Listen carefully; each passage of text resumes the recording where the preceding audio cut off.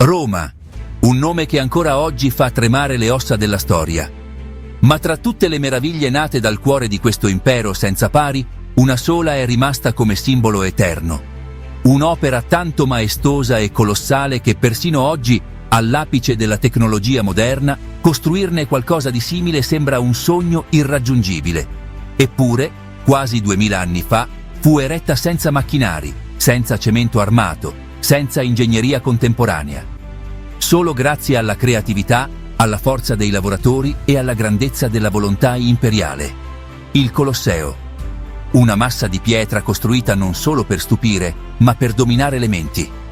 Un monumento per ostentare la grandezza di Roma, per incidere il nome dell'imperatore sulla pietra. Ma dentro questo capolavoro architettonico si cela una storia intrisa di sete di potere, sudore, sangue e messi in scene implacabili. Scopriremo come i romani riuscirono a realizzare una delle più grandi meraviglie della storia umana. Perché fu costruito? Cosa accadeva al suo interno? Tra fuoco, ferro e sabbia. E come è riuscito a sopravvivere nei secoli? Tra guerre, terremoti e distruzione. Preparatevi. Non è solo la cronaca di un edificio, è il racconto di un sogno reso eterno nella pietra. Ma questa storia non inizia con la pietra. Inizia con il fuoco. Un incendio nel 64 d.C., durante il regno di Nerone, divorò gran parte della capitale. Le voci dicevano che fu l'imperatore stesso ad appiccare le fiamme per aprire la strada ai suoi ambiziosi progetti e in effetti, sulle rovine di quel disastro, costruì un palazzo sontuoso, la Domus Aurea, un palazzo con un lago artificiale, foreste private e statue dorate. Un insulto diretto a un popolo affamato. Ma dopo la morte di Nerone, tutto cambiò. Il potere passò nelle mani di Vespasiano, fondatore della dinastia dei Flavi. Un uomo deciso a cancellare il passato, a far dimenticare l'ombra della dittatura e riconquistare il cuore del popolo. Prese una delle decisioni più simboliche della storia. Lì dove sorgeva il lago privato di Nerone, venne prosciugato tutto e ordinò la costruzione di un anfiteatro per il popolo. Un luogo per tutti. Un simbolo di grandezza imperiale, sì, ma anche un messaggio di generosità. Non era solo un progetto architettonico, era una promessa da parte del potere. Un messaggio chiaro e potente. Dove un tempo c'era il lusso per uno solo, ora c'è la gioia per migliaia. Il Colosseo fu costruito non solo per stupire, ma per legittimare il potere, per unificare la società, per dimostrare che Roma era eterna. Nel 72 d.C. la città era in fermento. Su ordine di Vespasiano iniziò un progetto che nessuno credeva possibile.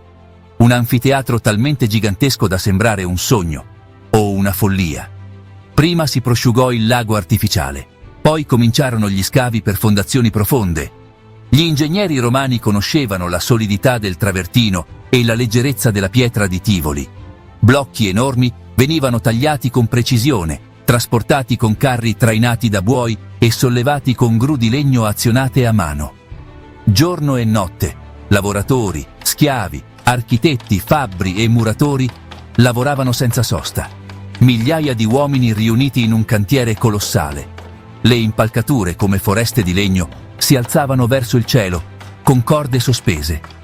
Il suono dei martelli, delle seghe e delle grida riempiva l'aria.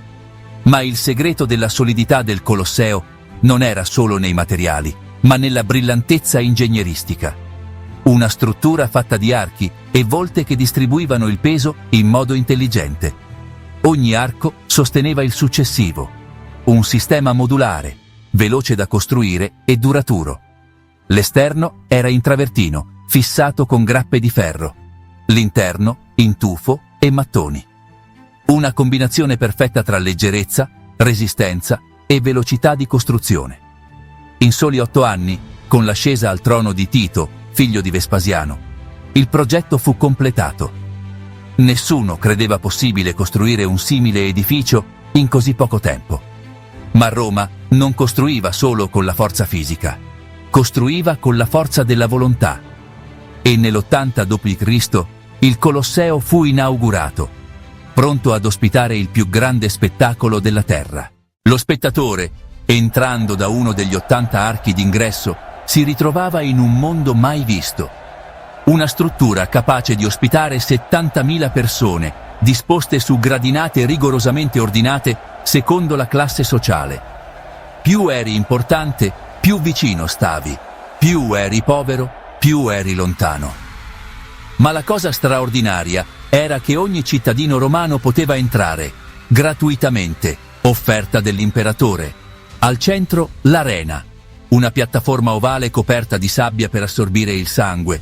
Intorno un muro protettivo e sotto di esso l'ipogeo, un intricato sistema di corridoi, stanze, gabbie e montacarichi che trasformava il Colosseo in una macchina scenografica, con meccanismi manuali, animali feroci, gladiatori, prigionieri e scenografie. Apparivano all'improvviso, un teatro di morte, ma diretto dall'impero. Gli spettacoli iniziavano al mattino con la caccia agli animali: tigri, leoni, orsi, elefanti, leopardi e creature che i romani non avevano mai visto, sacrificate per stupire. Poi le esecuzioni pubbliche. I condannati, talvolta nei panni di eroi mitologici, venivano uccisi da belve in scena.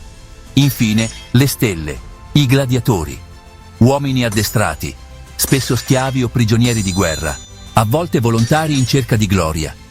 Indossavano armature spettacolari e combattevano in duelli veri ma orchestrati. Il pubblico decideva, l'imperatore decretava. Pollice su o giù, vita o morte. In occasioni speciali, l'arena veniva allagata e trasformata in scena per battaglie navali, le naumachie. Si costruivano navi e si simulavano guerre. Tutto sotto gli occhi stupefatti di migliaia di spettatori. Non era solo intrattenimento, era controllo sociale, pane e circhi, un modo per tenere il popolo tranquillo e legato all'imperatore. Il Colosseo mostrava il volto duro, ma anche artistico, di Roma. Alla prima occhiata, la sua grandezza incanta, ma a uno sguardo attento emerge la genialità ingegneristica. Lungo circa 189 metri, largo 156, alto quasi 50, come un edificio di 17 piani. Il più grande anfiteatro dell'impero, ancora oggi senza rivali nella storia. Le 4 facciate con archi in stile dorico, ionico e corinzio. Ma la vera meraviglia era all'interno. Il Colosseo era progettato come uno stadio moderno, efficiente, ordinato, sicuro. 70.000 persone potevano entrare o uscire in pochi minuti, grazie a un sistema di corridoi radiali chiamati vomitoria. Ogni ingresso era numerato e inciso nella pietra, come negli stadi di oggi. Le gradinate, o cavea, divise rigidamente per classe sociale. In basso senatori e nobili, sopra la classe equestre e i cittadini, in alto donne, liberti e plebei. Anche la morte aveva una gerarchia. Al livello più alto, una corona di pali e colonne sorreggeva il velarium, un'enorme tenda mobile manovrata dai marinai della flotta imperiale per proteggere il pubblico dal sole. E dettagli oltre ogni immaginazione. Corridoi interni, cisterne, magazzini, sedili per sacerdoti, stanze dietro le quinte, per rendere perfetto ogni spettacolo.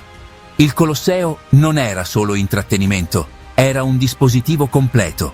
Ogni pietra aveva uno scopo, ogni spazio una funzione. Dietro ogni elemento c'erano innovazione, simbolismo e mistero. E poi gli odori, i suoni, l'atmosfera. Per coprire l'odore del sangue si usavano profumi e incensi. I musicisti accompagnavano i momenti cruciali con flauti e trombe. Tutto era studiato per coinvolgere i sensi. E infine, la leggenda che dura fino a oggi. Si dice che il nome Colosseo non venga dalla struttura stessa, ma da una statua enorme, il Colosso di Nerone, alto oltre 30 metri. La statua sparì, ma il nome restò. E con esso il fascino di un luogo dove la realtà superava l'immaginazione. Ma anche le opere più grandi non sono eterne. Con la caduta dell'impero romano d'Occidente, anche il Colosseo perse la sua funzione. Nel V secolo gli spettacoli cessarono. L'ultimo combattimento dei gladiatori fu sotto l'imperatore Onorio. E poi il silenzio. I costi erano diventati insostenibili. I tempi cambiavano. Il cristianesimo, in ascesa, disprezzava quelle violenze. Il Colosseo perse la sua missione e iniziò a trasformarsi.